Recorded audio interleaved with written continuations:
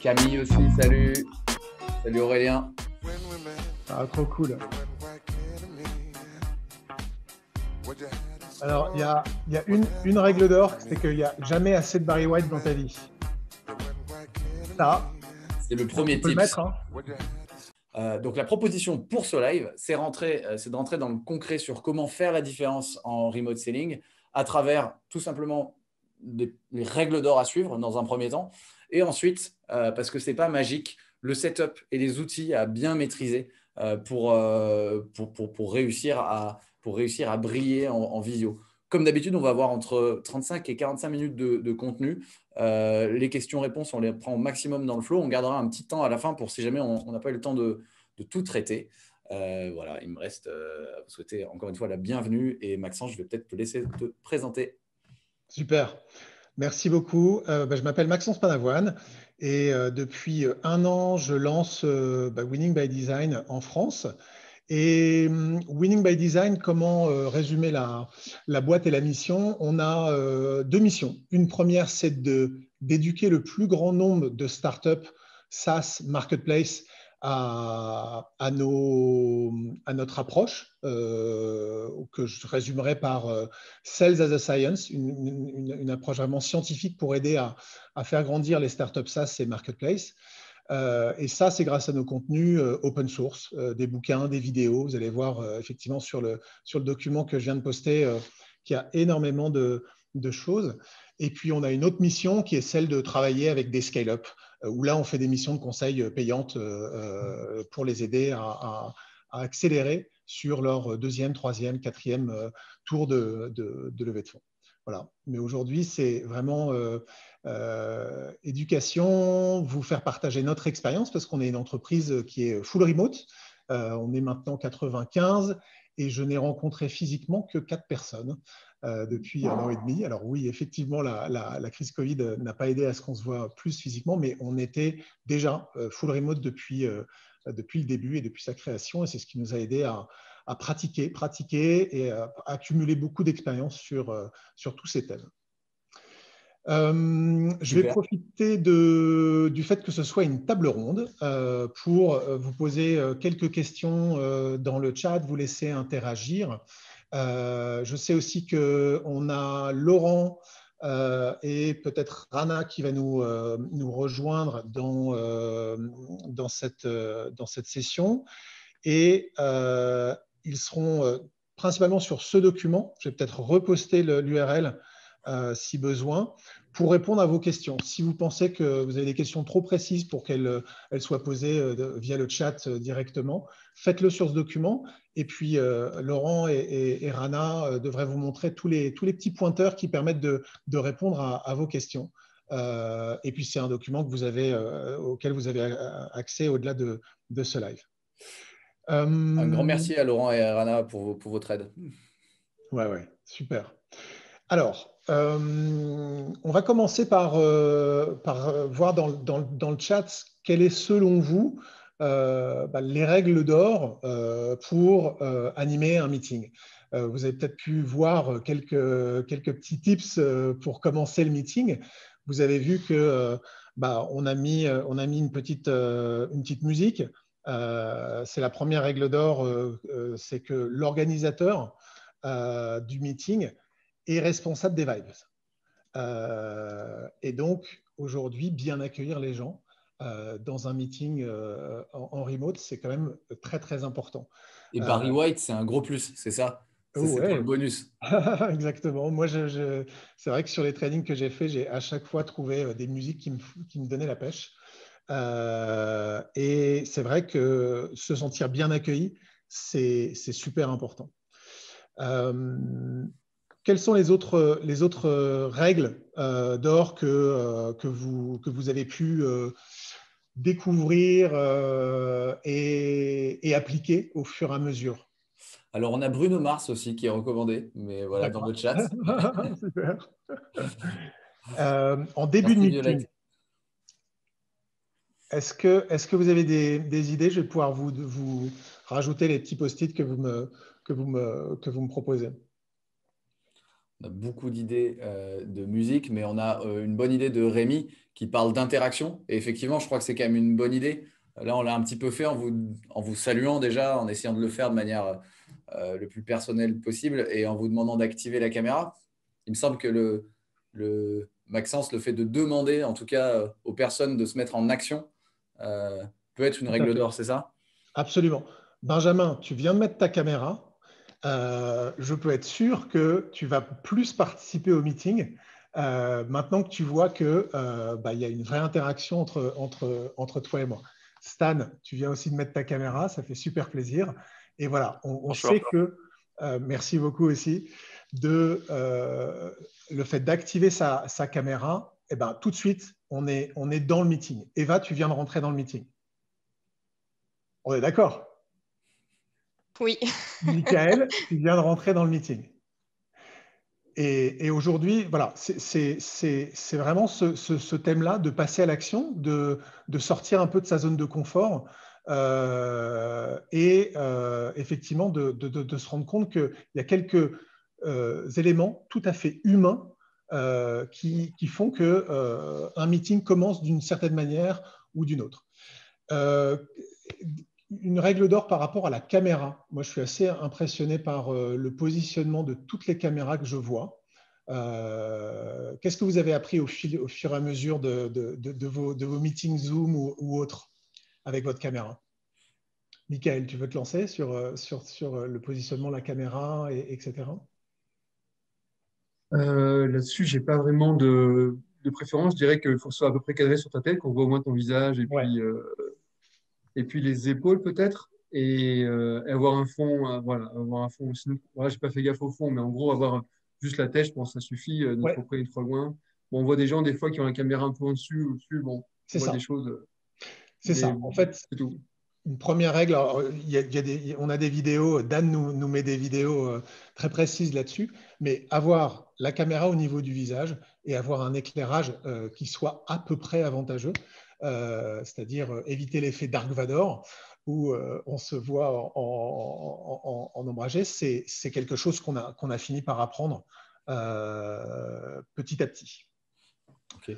Et j'ai entendu dire, Maxence, là-dessus qu'il y a le côté esthétique, mais il y avait aussi le côté, alors peut-être que c'est faux, si je mets ma caméra en dessous, en fait, ça donne tout de suite l'impression aux gens en face que je les prends de haut quelque part, que je regarde. Tout à fait. Est-ce que ça compte vraiment, ça joue? Bah, oui, quelque part, on est des personnes humaines, visuelles. Il faut pas l'oublier. Et du Et ça coup, fait un double menton aussi. même si c'est, même si c'est Merci Violette. même si c'est de l'ordre voilà, du ressenti, au final, bah, c'est ça le ressenti. Donc, effectivement, essayons de travailler ces aspects pour qu'il n'y ait pas trop de distractions et qu'on puisse vraiment bah, appuyer la communication qu'on veut faire vers les bonnes choses. Ok. Merci beaucoup, Maxence. Juste pour revenir sur le début, tout à l'heure, il y avait quand même pas mal de remarques. Et là, là c'est un bon exemple parce on est quand même un certain nombre. Beaucoup disaient bah, poser une question aux gens pour savoir si ça va, ceux qui ont répondu, qui étaient par exemple stressés avant le meeting, s'ils veulent partager quelque chose, faire un tour de table. Comment on fait quand on est beaucoup comme ça? Est-ce que c'est recommandé ou est-ce qu'il y a Alors, il y est-ce a que le plusieurs... bonjour suffit à Oui, tout le monde? ensuite, bah, il y a plusieurs moyens d'interaction. C'est sûr que quand il y a 200 personnes qui se connectent d'un coup, c'est dur d'avoir une interaction avec tout le monde. Maintenant, voilà, dans le chat, il y a une façon d'interagir avec 200 personnes qui est simplement demander de dire bonjour et de dire bonjour, par exemple, dans une nouvelle langue, de faire des petits challenges faciles. En fait, s'il y a une bonne interaction positive personnelle pour chacun au début du meeting, il y a 10 fois plus de chances que ces personnes puissent vraiment participer et se sentir accueillies dans le meeting. Donc, c'est la même règle. Ensuite, la façon dont on joue avec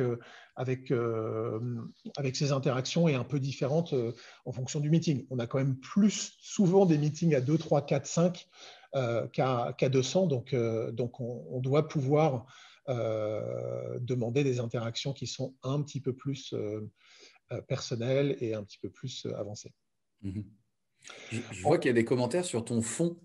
Et Ouais, donc là, tu as parlé de la caméra, mais donc ouais.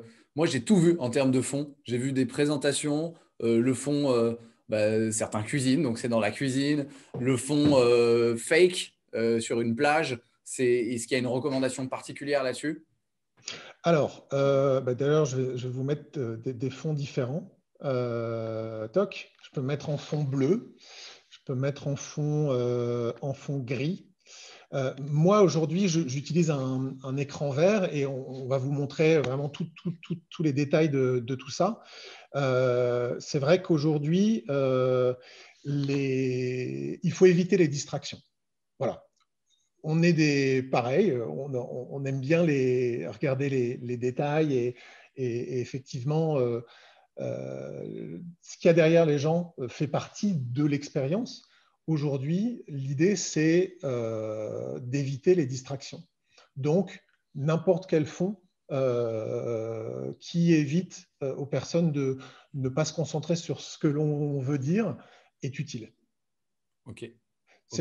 Moi, c'est la règle que je donnerais pour avoir un bon échange. Ensuite, Ok. oui, chez Winning by Design, je connais 2-3 personnes qui se sont fait des vrais setups semi-pro avec vraiment les détails derrière absolument parfaits, qui ont pris en photo leur fond pour pouvoir le mettre en fond d'écran Ok. et qu'ils puissent avoir une chambre qui soit ou un bureau qui soit moins rangé, etc. Voilà, on peut aller très très loin, mais je pense que le message principal, c'est quand même évitons les distractions pour que voilà, l'échange se fasse exactement là où on veut.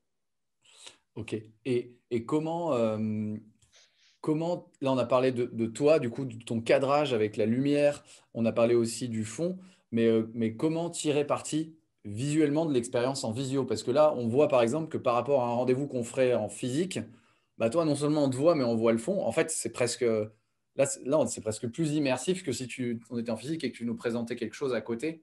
Euh, Ça, Ouais. c'est quelque chose que tu conseilles, qu'on te voit et qu'en plus on voit ta présentation en Alors même oui, temps. à mon avis, c'est quand même le gros intérêt de cette session, de rentrer dans le détail de tout ça. Avant, je vais juste réagir à Aurélien, tu disais une bonne remarque, éviter de connoter le contexte avec son décor. Oui, effectivement, au final, qu'est-ce qu'on envoie comme message lorsque le fond parle de X, Y, Z. Donc oui, éviter de distraire. Je vais juste rajouter un autre élément sur le début de la réunion. Moi, ce que j'adore avec les anglo-saxons, c'est qu'ils ont des règles et des acronymes pour tout. Et il y en a un que j'ai appliqué très vite en arrivant chez Winning by Design, qui est le début de la réunion. Et on a un acronyme pour ça. Ça s'appelle ACE. Et donc, c'est en fait Acknowledge. Donc, merci pour le temps de réunion. Merci pour l'opportunité d'avoir cette réunion. Ensuite, le deuxième élément, c'est check end time. Je pense que tout le monde le fait aujourd'hui. On vérifie qu'on s'arrête bien à 1 heure pour tout le monde. Est-ce qu'il y a quelqu'un qui a un hard stop? Et puis, on exprime un petit peu l'objectif de la réunion. Et donc, end goal, c'est vraiment l'objectif de la réunion pour cette réunion, c'est de vous faire passer à l'action par rapport au remote selling. Et en fait, si à chaque meeting, on se répète après les phases d'introduction, ACE, est-ce que je commence mon ACE ou pas avec les mêmes mots? Edouard, merci de nous rejoindre. On se met un petit peu en automatisme et du coup, on devient un peu plus professionnel sur des choses qui sont au final très simples et qui permettent de professionnaliser le meeting. Effectivement, tout meeting doit avoir un début, une fin, un objectif et se mettre avec des mots-clés, merci de l'occasion de se réunir, etc. Ça nous permet de nous mettre vraiment dans des automatismes. Et c'est ça que j'adore avec les anglo-saxons, c'est qu'ils ont plein de petits automatismes comme ça qui nous permettent de nous mesurer des performances très simples et puis en faire des choses qui sont tout à fait naturelles. Okay. Et sur la conduite de réunion, on a plein de choses. Je vais enlever ça, je vais le supprimer. Donc, par exemple, je vais mettre ça un petit peu plus grand. On travaille beaucoup avec des fiches de scoring. Donc là, vous voyez tout en haut, on a effectivement ACE et agenda. Donc, apprécier l'opportunité, confirmer le temps imparti, énoncer l'objectif final, agenda. Je ne sais pas si vous arrivez à bien voir. Est-ce que vous arrivez à bien voir ce que je vous montre? Si ça y est, de mon côté, c'est bien. C'est bon? OK. Et donc, on a d'autres éléments d'évaluation, de scoring très, très simples. Il y en a un autre, c'est connecter les wagons. Connecter les wagons entre les réunions. Alors, je vais peut-être me lancer dans un dessin pour expliquer ça. Connecter les wagons pour les réunions. En fait, si on commence les réunions avec toujours la même chose, donc ce fameux ACE, eh ben, la réunion, elle va se faire comme ça. On a les 5 premières minutes qui sont un peu cadrées sur l'objectif, le temps qu'on a, etc. Et puis la fin du meeting, surtout lorsqu'on fait un meeting commercial, on sait tous que c'est important de pouvoir garder les 10 dernières minutes pour les next steps, etc. Donc, on sait que, quel que soit l'agenda au milieu, une démo, de la découverte client, etc., on aura 5 minutes de lancement, 10 minutes de conclusion. Et en fait, ça permet quelque part d'enchaîner les meetings et de sécuriser les choses qui sont importantes à faire d'un meeting à l'autre. Donc, quelque part, si on s'énonce en objectif du meeting de découverte, de dire, en objectif du prochain meeting, ce serait d'imaginer qui devrait bénéficier de rejoindre le projet, de rejoindre la démo, etc. On vérifie qu'on l'a bien fait, qu'on a bien atteint les objectifs du meeting, et ensuite, ça nous permet de lier les meetings entre eux. Donc ça, c'est ce qu'on appelle, nous, dans notre jargon, connecter les wagons pour bien caler les meetings les uns aux autres, surtout quand on est en remote. Je ne l'ai pas super bien expliqué, mais heureusement, j'ai monsieur Dan Smith qui le fait bien mieux que moi sur un Lightboard. Et ce que je vais faire, c'est que je vais vous envoyer dans le chat ce lien à tout le monde. Toc, toc. Vous irez regarder ça. Ça fait partie des vidéos qui sont dans le document pour expliquer un peu tout ça. J'ai fait un peu une digression, mais ceci dit, plus on est en remote, plus on doit avoir des automatismes et pratiquer certaines choses pour que ce soit naturel et que lorsque voilà, on passe de Zoom à Teams, de Teams à Google Meet, on ne soit pas déconcerté et qu'on remette quelques automatismes sur tout ça. Mm-hmm.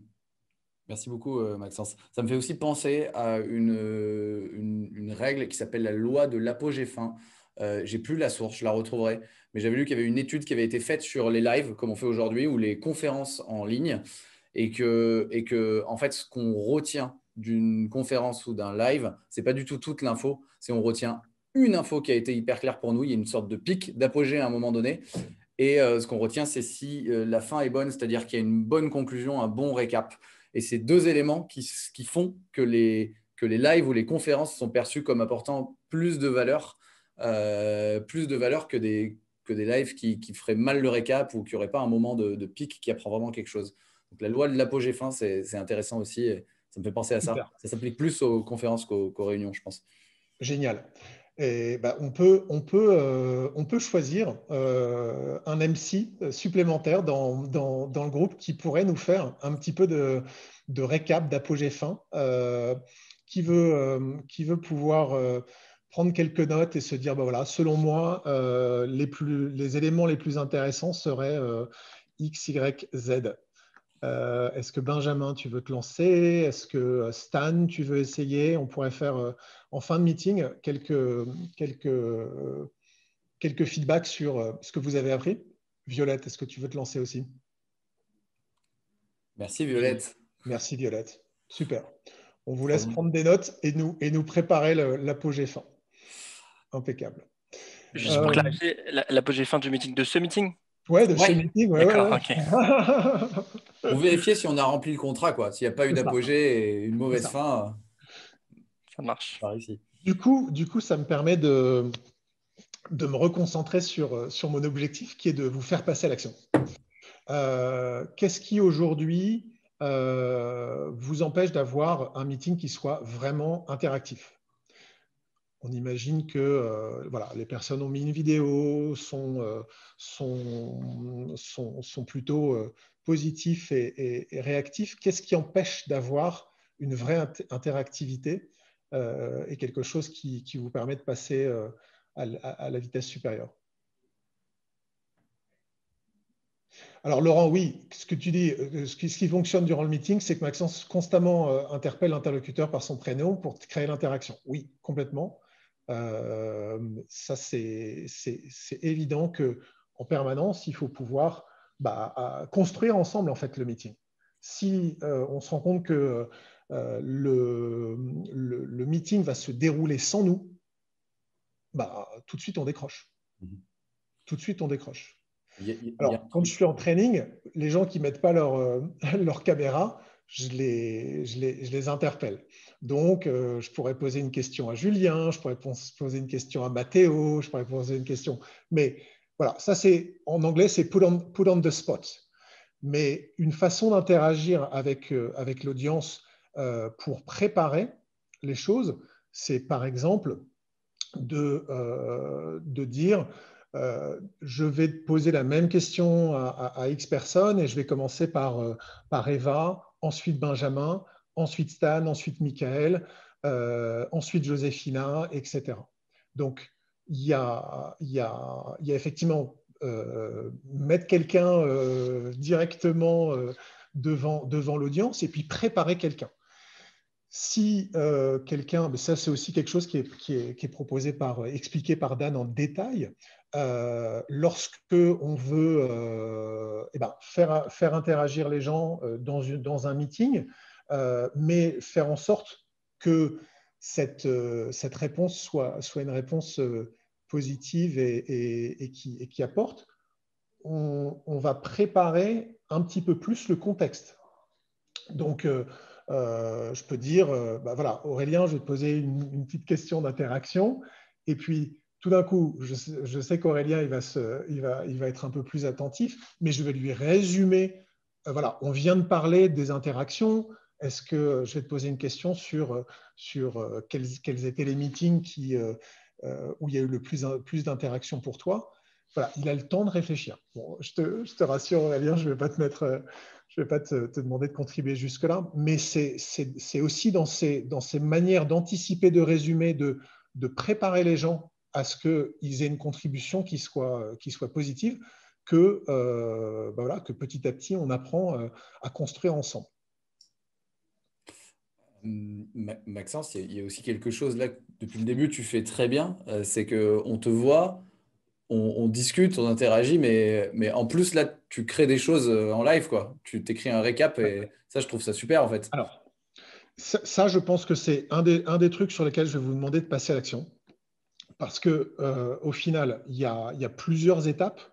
Donc, le côté live, ça peut être plusieurs choses. Le côté live, ça peut être tout simplement prendre des notes sur votre PowerPoint.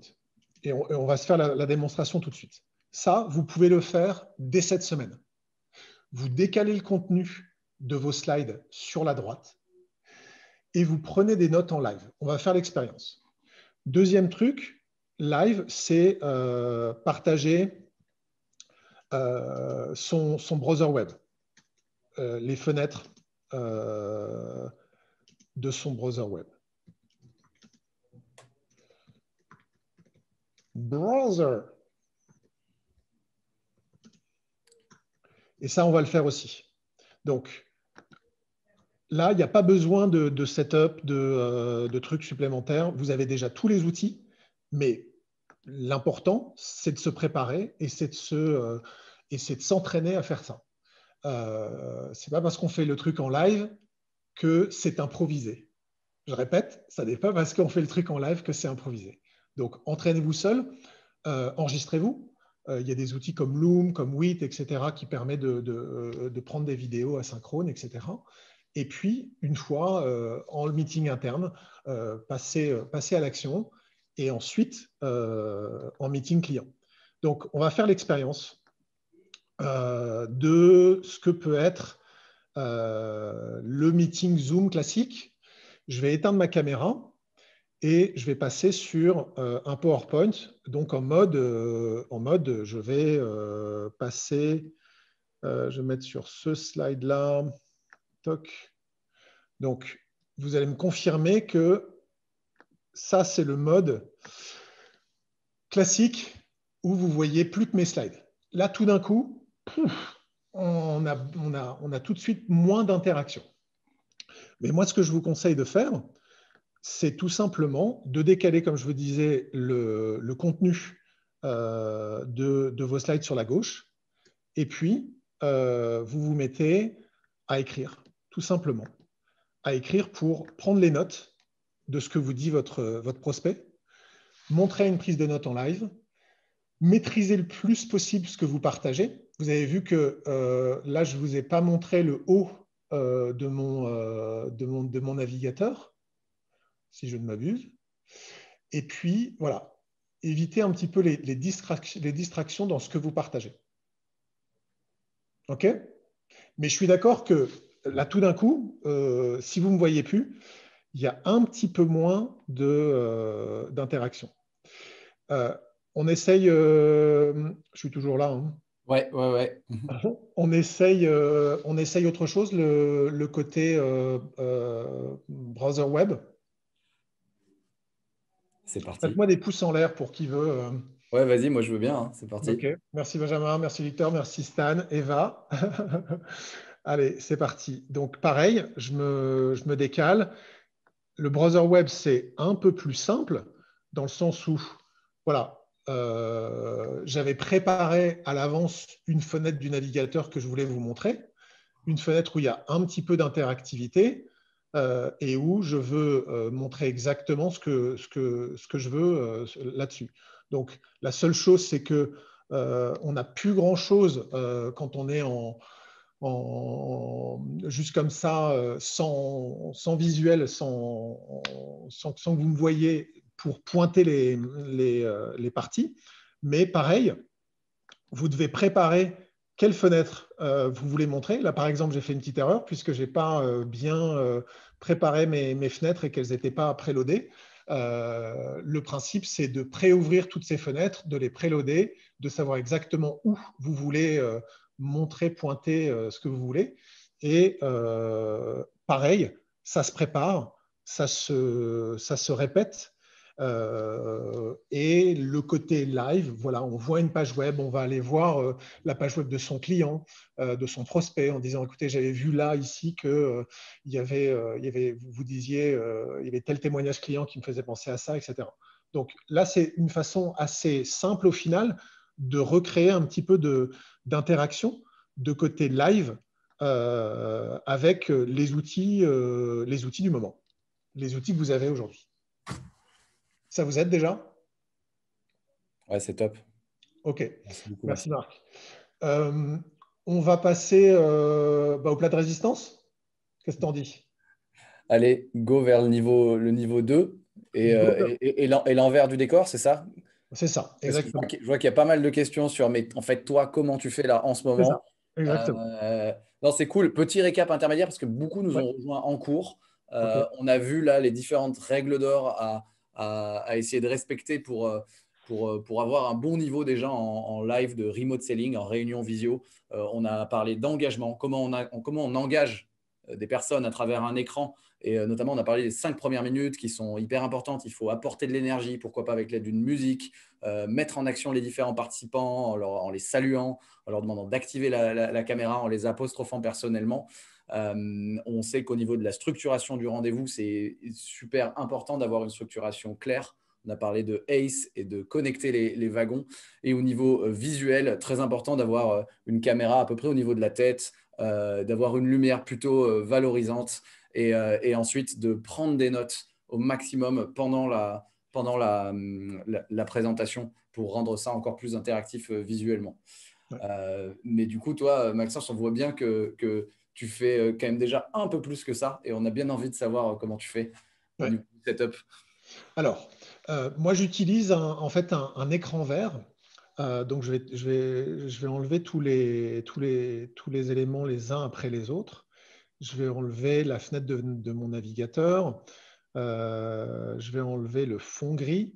Et puis, je vais vous montrer en fait que en propriété, normalement, je vais vous montrer que derrière moi, j'ai un écran vert.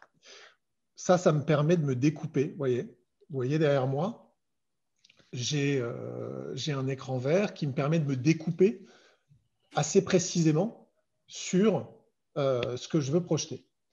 Et donc, j'utilise un outil qui s'appelle OBS. Donc, c'est en fait l'outil des gamers, des YouTubers qui font ça toute la journée et qui permet de, vous voyez, de se découper très précisément et plus précisément que les logiciels classiques sur ce que l'on veut projeter. Et ensuite, on rajoute des layers, des couches les unes après les autres. Donc, par exemple, si je veux mettre mon fond, c'est une simple image que j'ai, mon fond gris, c'est une simple image que j'ai uploadée, je rajoute mon fond gris. OK ? Jusque-là, tout va bien. Il y a deux façons de faire. Une première façon, c'est de dire, OK, j'ai mes slides classiques que j'utilise toute la journée. Donc, je vais charger mes 15 slides que j'utilise tout le temps. Et du coup, je vais simplement les activer. Donc là, j'ai mes slides que j'utilise tout le temps. Je vais me mettre en haut, hop, et puis je vais faire défiler mes slides et expliquer un petit peu à mon interlocuteur que voilà, Winning by Design, on a vraiment notre approche SPICE, Situation, Pain, Impact, et que c'est vraiment les experts qui sont capables de parler de l'impact en passant par le storytelling, que l'impact est lié au critical event, etc. Donc, rapidement, en fait, je peux sortir mes slides, faire l'explication que je voulais et désactiver mes slides tout aussi rapidement. OK ? Donc ça, c'est le mode, on va dire, préchargé où je me sers toujours de ces slides. Ensuite, je me sers d'une autre fonctionnalité qui est le fait d'avoir une fenêtre, c'est pas ça, une fenêtre derrière moi, une fenêtre de navigateur. Et vous avez vu que j'ai pu passer d'une fenêtre à l'autre.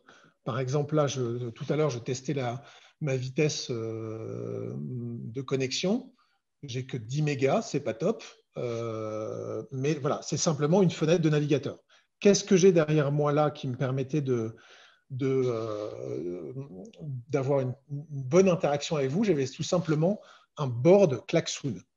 Donc, Klaxoon, c'est un board interactif qui permet de prendre des notes, qui permet de dessiner, qui permet d'interagir, de faire des quiz, etc. On peut même lancer un live à l'intérieur de Klaxoon.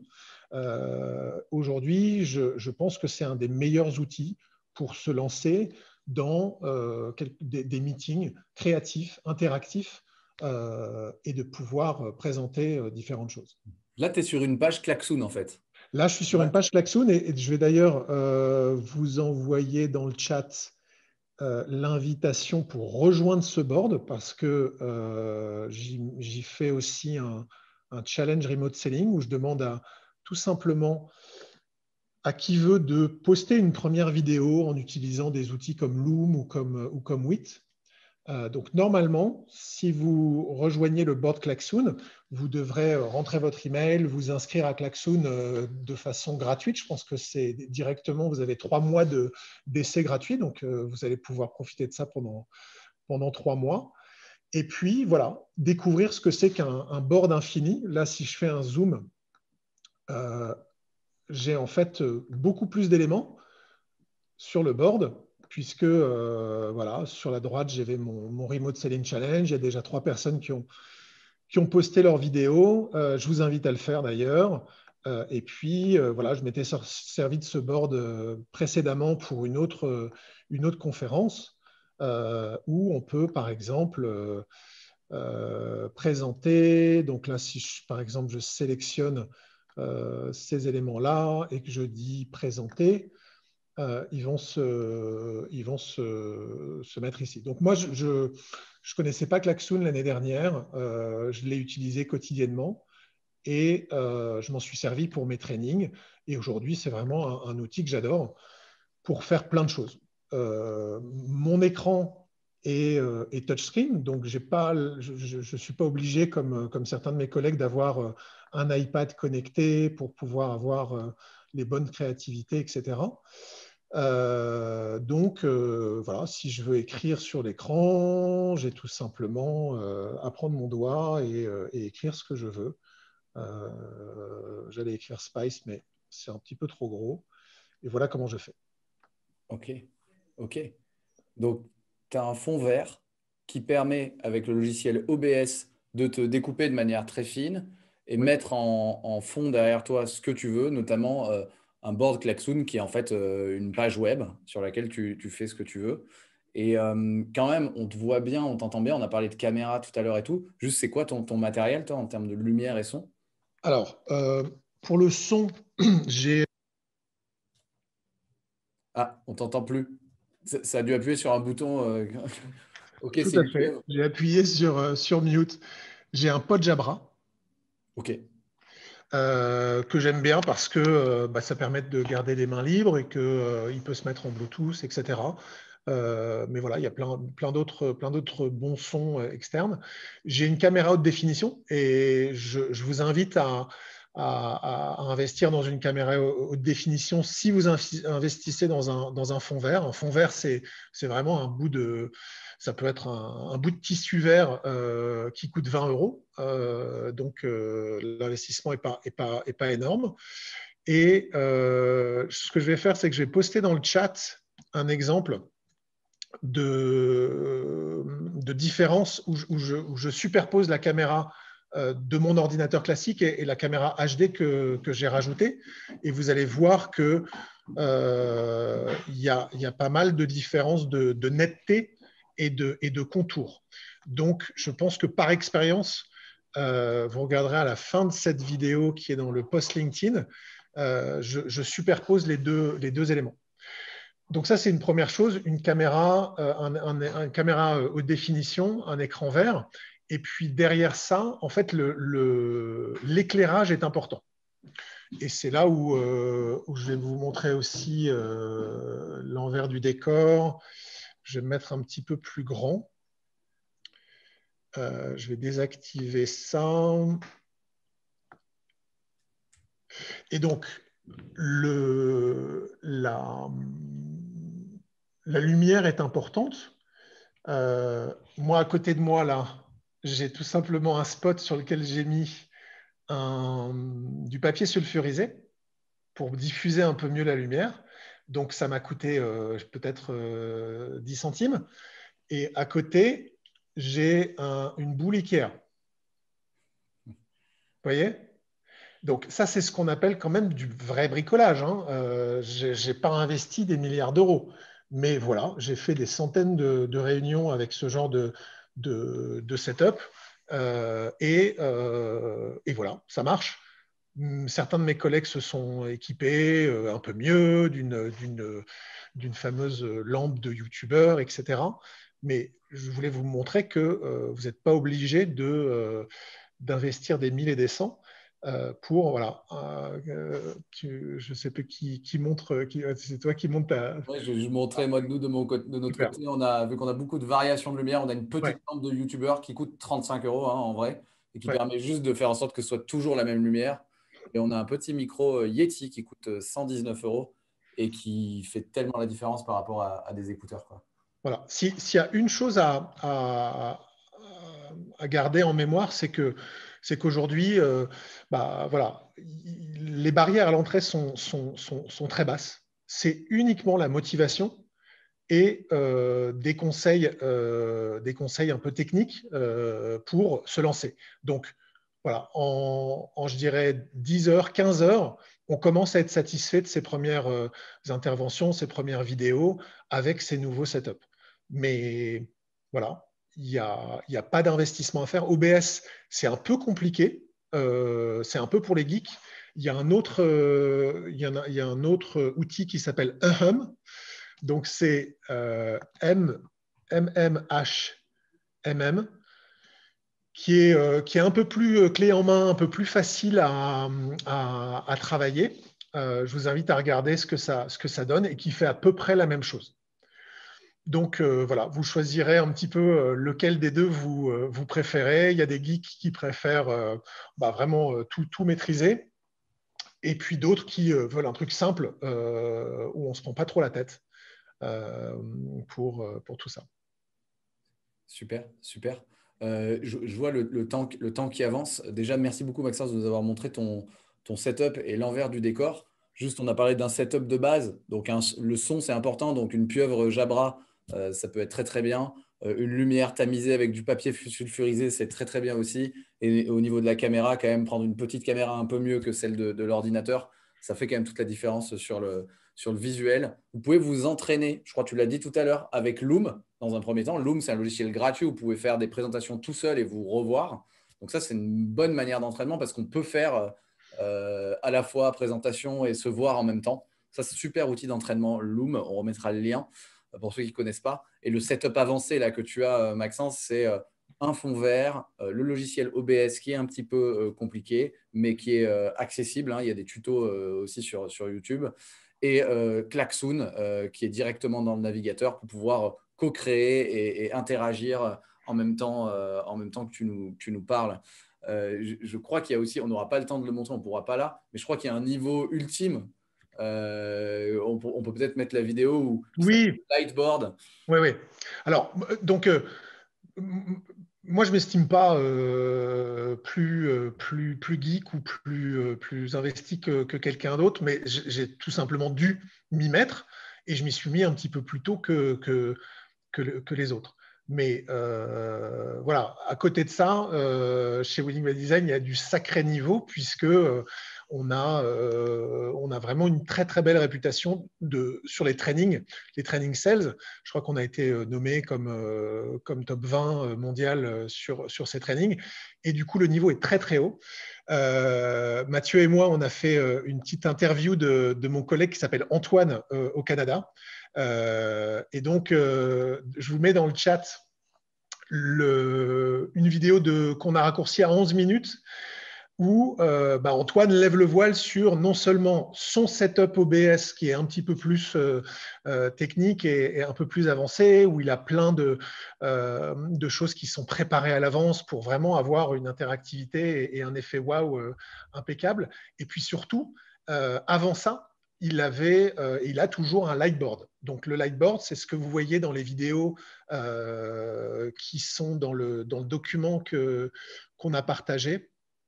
Le lightboard, c'est cet effet incroyable où on écrit sur l'écran et où il y a vraiment quelque chose d'unique qui se passe. Donc, dans cette vidéo, Antoine nous fait la démo de A à Z. Il se trompe un peu de temps en temps parce qu'il n'a pas l'habitude de passer de l'un à l'autre aussi rapidement. Mais voilà. Pour ceux qui sont vraiment intéressés par l'envers du décor, version pro, je pense que ça vaut le coup de télécharger cette petite vidéo et de voir ce qu'il en est. Yes, ça permet de voir jusqu'où on peut aller. Je crois que on a peut-être quelques questions où c'est bon, ça va pas tâter.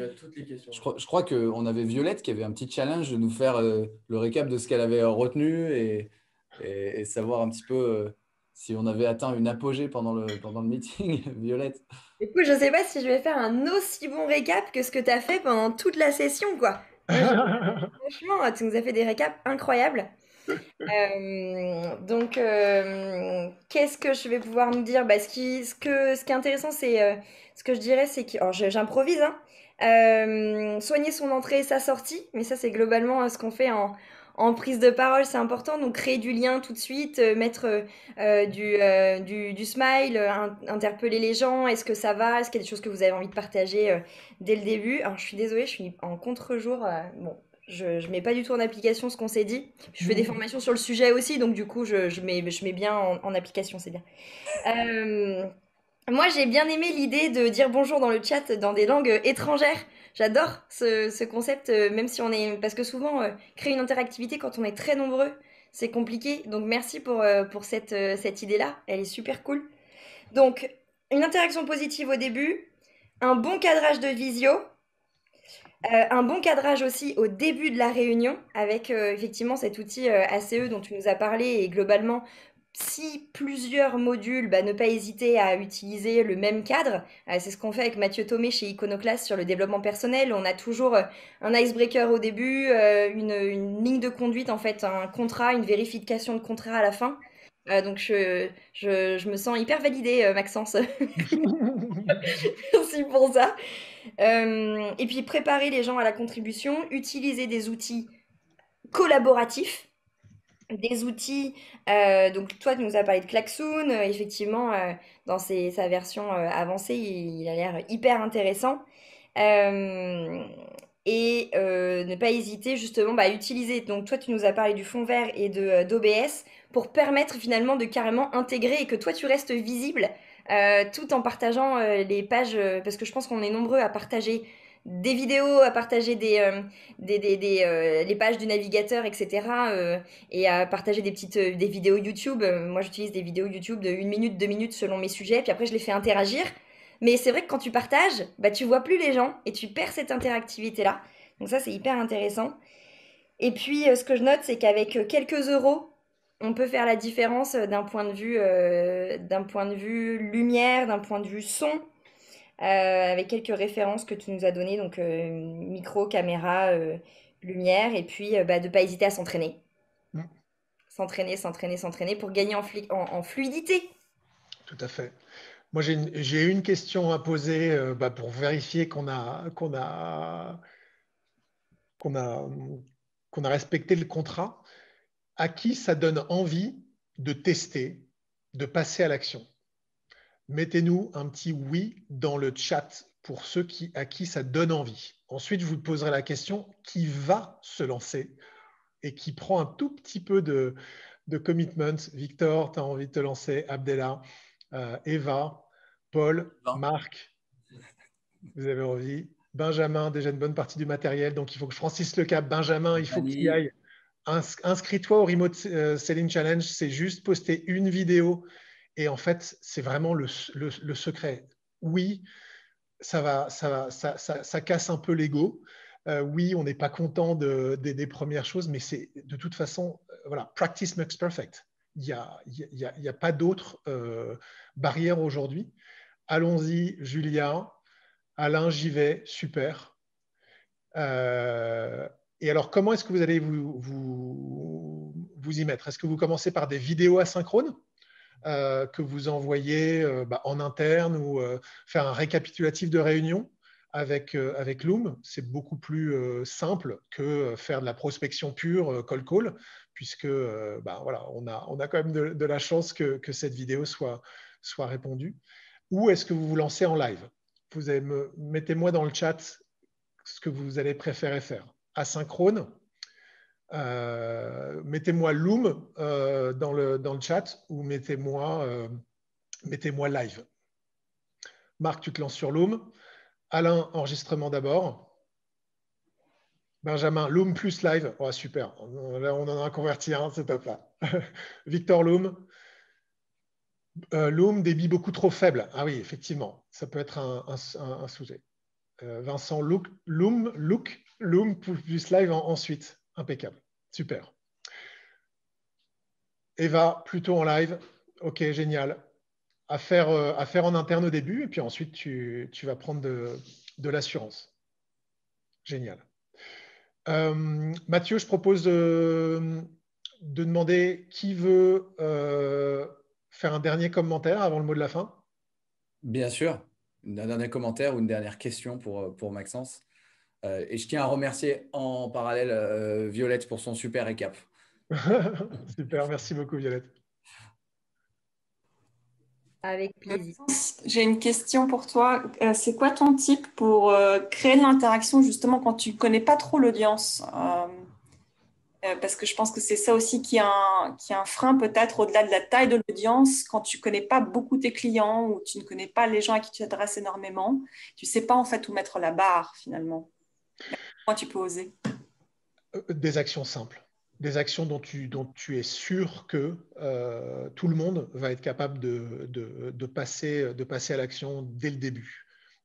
Donc effectivement, au final, demander aux gens dans le chat d'interagir, c'est vraiment, je pense, la chose universelle.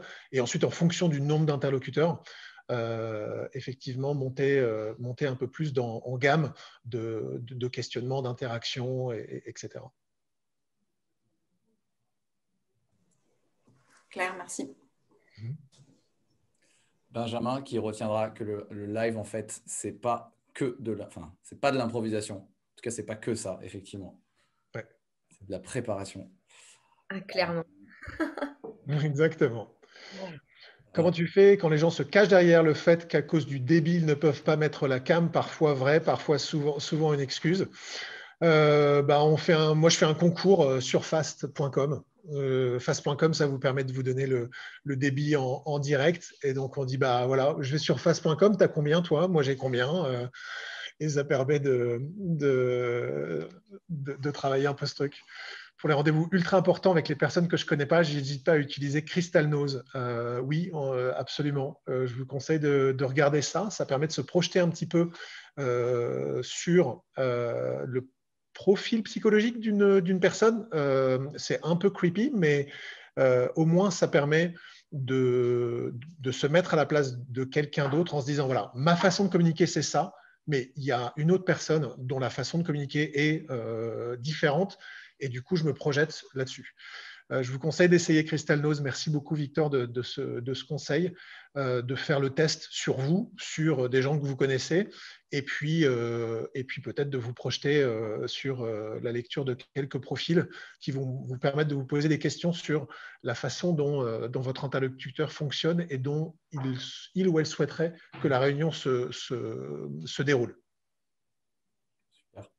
Maxence, comme on arrive à la fin, pour les gens qui auraient encore des questions pour toi, c'est quoi la meilleure manière de te suivre ou de poser des questions après ce Alors, live? sur LinkedIn, je ne pense pas qu'il y ait beaucoup de Maxence pain d'avoine, donc connectez-vous avec moi sur LinkedIn. Et puis, maxence@winningbydesign.com. Voilà, c'est les deux meilleurs moyens de me joindre. Super. Pour info, ce live, il y aura un replay, donc vous allez recevoir le lien pour le visionner ou le revoir pour ceux qui n'ont pas pu tout suivre ou qui sont arrivés en cours de route. Merci beaucoup à toutes et à tous. Vous avez vraiment joué le jeu de l'interactivité. Et merci à toi, Maxence, parce que tu es quand même très très fort. Moi, j'avais jamais réussi à faire interagir les gens comme ça. Voilà, merci beaucoup. Moi, j'ai appris plein de trucs personnellement. Super. Très, très heureux de vous voir passer à l'action. Et voilà, le Remote Selling Challenge, Rana a reposté les choses. Je pense qu'il y aura moins de 12 vidéos au 15 avril. Si on a plus, c'est que ce live aura eu un sacré effet. Et on est là pour vous aider. Je pense que ça va créer une petite communauté de gens qui passent à l'action Et on s'engage à vous aider pour que dans quelques mois, vous puissiez dire « Bon, Maxence, c'était fastoche. En fait, il avait juste 3 mois d'avance sur moi. » Et c'est exactement ce que je vous souhaite. Merci beaucoup tous sur le challenge Remote Selling et bonne journée à tous. À très vite. Salut tout le monde. Salut. Louis, c'était plaisir de te voir.